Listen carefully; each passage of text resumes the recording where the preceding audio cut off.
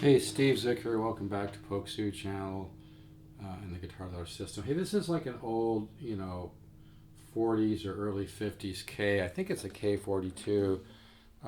This one's got this has a beautiful, back. It's really has some beautiful figure on it. I don't see a center seam. I'm not saying the back is solid, but some of the layers are solid. Even with high quality laminate, you've got layers of wood and you got different grades of wood, and it makes a difference. And you can see, I just love the back on this guitar. It reminds me of like an old Gibson L5 or something. And I put a lot of work into this recently. I put some new tuners on it and been trying to dial it in as much as I can. And I don't think it's been played in years. It's starting to really hum. And I have it in dad gag because that's the closest I can get right now to kind of.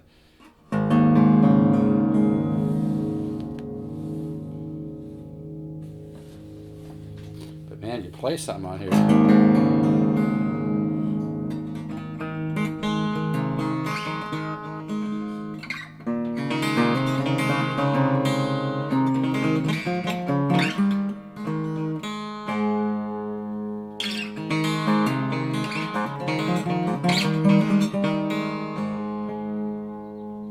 It kind of says it all right there. That tone. I love nothing sounds as good as 70-year-old wood. Some of the catalogs say that this is a laminate top. I can see grain marks though going all the way across here. I don't know if you'll be able to see those in the camera angle. So it might be a laminate top. It might be a solid press top. I don't know. It sounds unbelievable. So I'm just saying, some people have said they're laminate tops, but I can see, grain going all the way across right here that looks more like a solid press top to me. So, I'm not really, but I mean, it has that old Gibson L5, L7 tone. I love things like this. I do not have the pickguard. And I took the little screws out here in the bridge to get the action a little bit better.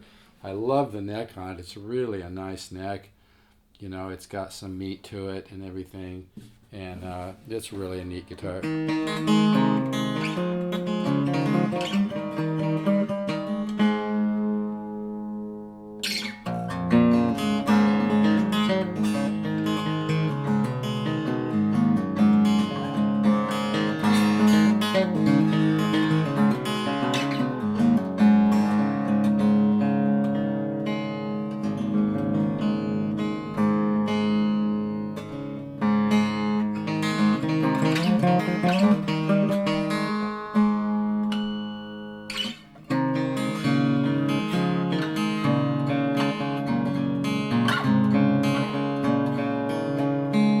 Somebody may want to do some setup work on this, depending how picky you are. I mean, it just depends, Like I said, people need to understand when you buy a used guitar, it's kind of normal to maybe put a little something into it. Some guitars you don't need to, some you do. If I was going to keep this guitar, I might do something to it, and I might not. And I'm really digging playing it in dadgad here.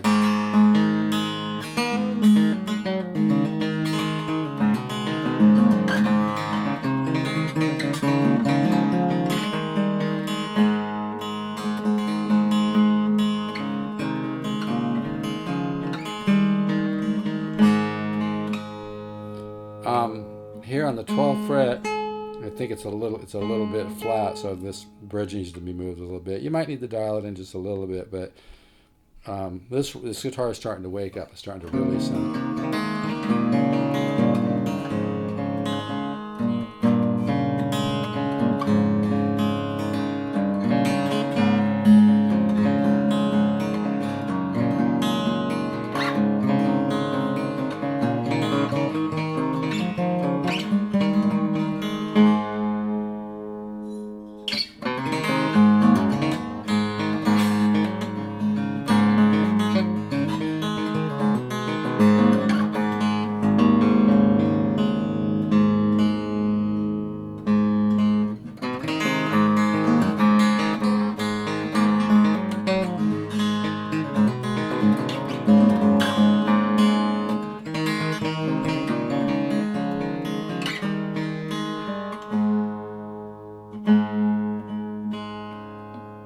this thing hums. I don't know if you can hear it, but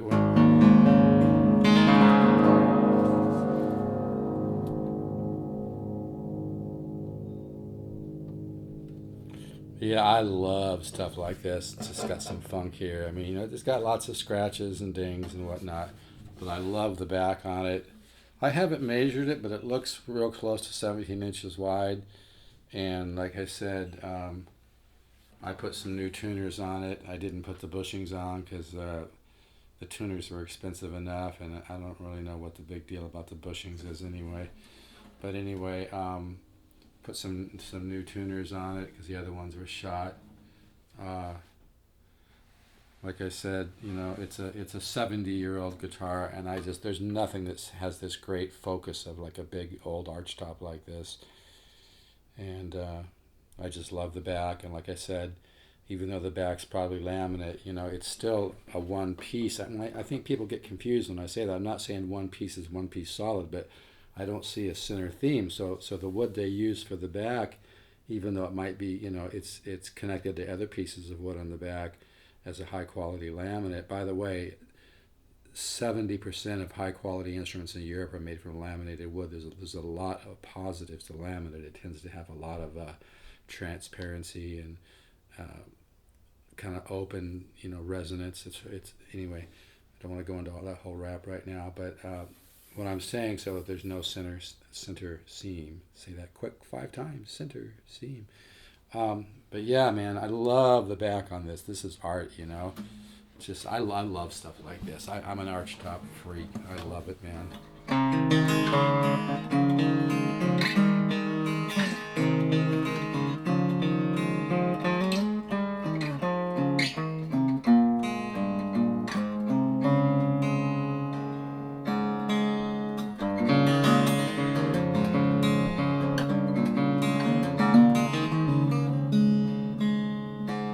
So, you know, you might want to dial this in. It really depends how picky you are. For dadgad, you know, and I mean, you could have somebody just, you got to be careful with luthiers. I mean, a lot of them are really good, but they need to make a living like everybody else. But so you have to kind of direct them a little bit. Like I would tell a luthier, well, can you just sand this bridge down a little bit to give me a little bit cozier action? Just, you know, like, you know, sand in here. You know, bring it down a little bit. You could go with another bridge, but I don't know. It just depends, like I said. But there's a lot of this is a really nice.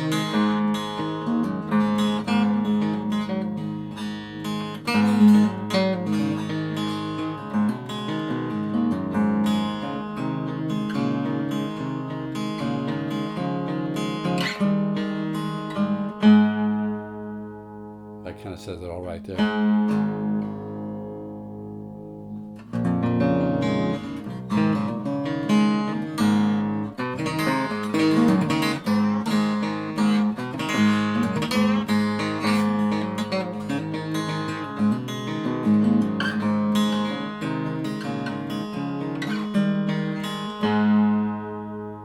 Anyway, $7.49.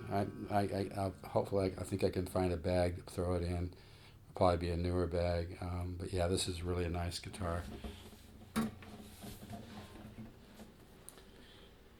It's starting to really sound good too. It's starting to really come alive and get a really nice kind of resonance. It does have it looks like it has a small area here where there's a crack. You could have somebody cleat it. It seems to be getting a little bit better. And living here by the ocean, it looks like it's actually tightening up a little bit. But yeah, you could, if you're worried about it, have somebody throw a little cleat under there. You know. But anyway, obviously, you know, it's tarnish. You know, it's an old vintage guitar from the early 50s or even 40s. I think the guy I got it from thought it was a 40s. But yeah, this is really a nice guitar. I love stuff like this. I don't have the pickguard. I know somebody's going to ask me a million times. But yeah, I just love that back. It looks so cool on my wall. You know, it looks so nice on the wall.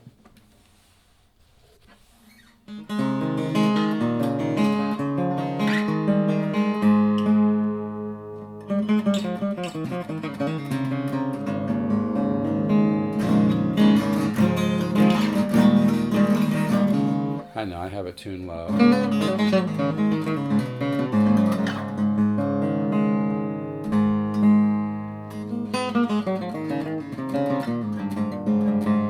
You know, a great archtop like this, it almost has a bit of an archtop banjo focus. I mean, it's got the warm woody sound, but it kind of pops and blooms.